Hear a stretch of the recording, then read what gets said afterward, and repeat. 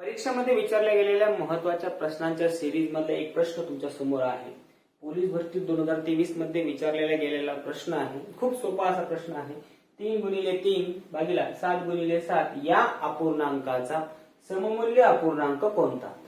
सगळ्यात पहिल्यांदा उत्तर काढताना आपण 3×3 आणि 7×7 एका खाली एक लिहून घेऊ. ज्यावेळेस भागाकाराचं चिन्ह असेल त्यावेळेस आपल्याला एक रेष घेता येते. आता बघा 3×3 9 7×7 49. आता हे आलं उत्तर. पण 9/49 कुठेही तुम्हाला मिळणार नाही. का? कारण तुम्हाला काय सांगितलं आहे? सममूल्य अपूर्णांक काढायचा. आता सममूल्य अपूर्णांक म्हणजे काय? 9/49 याला तुम्हाला काय करायचंय? एक तर गुणाकाराने सममूल्य अपूर्णांक शोधायचा, नाहीतर भागाकाराने सममूल्य अपूर्णांक शोधायचा. आता बघा ह्याला जर का आपण 3 न गुणून पाहिलं, 3 न गुणून पाहिलं तर 9×3 27 आणि 49 ला जर 3 न गुणून पाहिलं वरती आणि खाली सारख्या संख्येनं गुणायचे.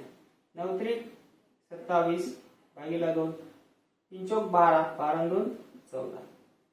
या दोघांचा गुणाकार आहे 147. बघा 27/147 हा प्रश्न उत्तरामध्ये पर्याय क्रमांक 1 चं उत्तर आहे. ज्यावेळेस तुम्हाला सममूल्य दिसेल त्यावेळेस तुम्हाला डायरेक्टली उत्तर मिळणार नाही.